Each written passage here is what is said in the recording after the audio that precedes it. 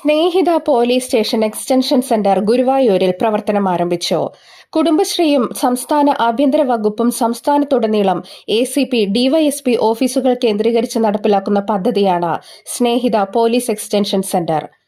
കുടുംബശ്രീ മിഷന്റെ ആഭിമുഖ്യത്തിൽ സ്ത്രീകളുടെയും കുട്ടികളുടെയും സുരക്ഷയും ഉന്നമനവും ലക്ഷ്യങ്ങളും മുൻനിർത്തി 24 മണിക്കൂർ പ്രവർത്തിക്കുന്ന സ്നേഹിത ജെൻഡർ ഹെൽപ്പ് ഡെസ്ക് അതിക്രമങ്ങൾ നേരിടുന്ന സ്ത്രീകൾക്കും കുട്ടികൾക്കും മറ്റ് ലൈംഗിക ന്യൂനപക്ഷ വിഭാഗത്തിൽപ്പെടുന്നവർക്കും താൽക്കാലിക അഭയവും കൌൺസിലിംഗ് സേവനവും വിവിധ വകുപ്പുകളുമായി സഹകരിച്ച് പ്രശ്നപരിഹാരങ്ങളും ഇവിടെ നടക്കും.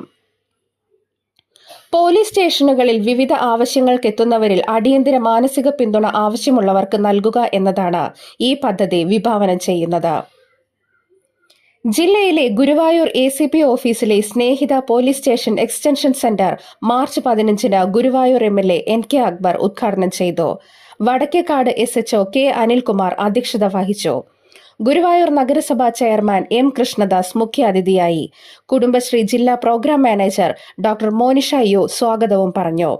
ചടങ്ങിൽ Chavakkad municipal chairperson Sheeja Prashantha, Shrimati Anishma Shanoja, Shailaja Sudhan, CS Sooraj, വിവിധ പഞ്ചായത്ത് പ്രസിഡന്റുമാർ, വിവിധ പോലീസ് സ്റ്റേഷൻ ഹൌസ് ഓഫീസർമാർ തുടങ്ങിയവർ പങ്കെടുത്തു. News today, Guruvayur.